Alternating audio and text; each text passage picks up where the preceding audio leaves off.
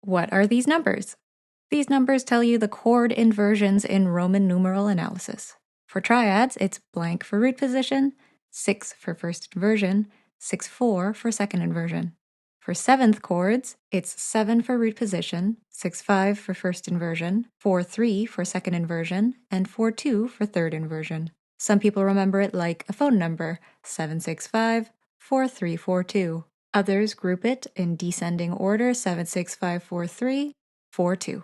What I've presented might not make sense at first glance because this is actually the abbreviated form that is commonly used. The long form is this. These numbers tell you the intervals for the notes above the given bass.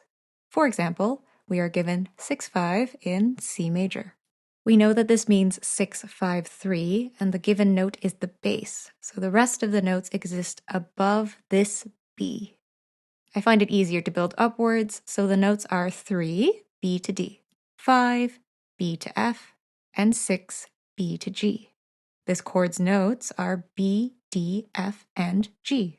Another method, we know that 6-5 represents a first inversion seventh chord, so this B is the third of the chord.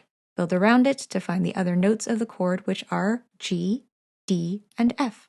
If you want to figure out the Roman numeral and functional chord symbol, restack in thirds to get root position. G is the root. G is the fifth scale degree of C major. The chord quality of G, B, D, F is a dominant seventh. Therefore, the Roman numeral we use is 5 for the dominant, and the functional chord symbol would be 5, 6, 5. Sometimes the Roman numerals are given for the figured bass, and other times you have to sort it all out yourself. The Roman numeral tells you the scale degree the chord is built on and the quality of the chord, major, minor, etc., and the other numbers tell you the notes above the bass or the inversion of the chord. There are, of course, plenty more symbols and alterations, but we're sticking with 6, 6-4, and 7, 6-5, 4-3, 4-2 for today. The way to speak these chord names is left to right, then top to bottom. So here we have a 1-6-4 chord. Last, the lowest note in the stack determines the position.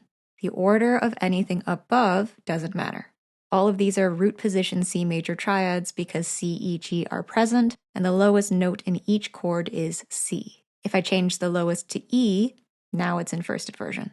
Sometimes notes are omitted, doubled, tripled, but it all depends on the context and guidelines. It also depends on the number of voices you're working with. This was from a classical approach, and I'm based in Canada. For a more in-depth look at triads, seventh chords, and inversions, with a 20-page PDF containing lecture notes and exercises with answers that I walk you through, please check the full lecture video. There's also a music theory zine with reminders. Links are in the description. Thanks for watching, and happy music making.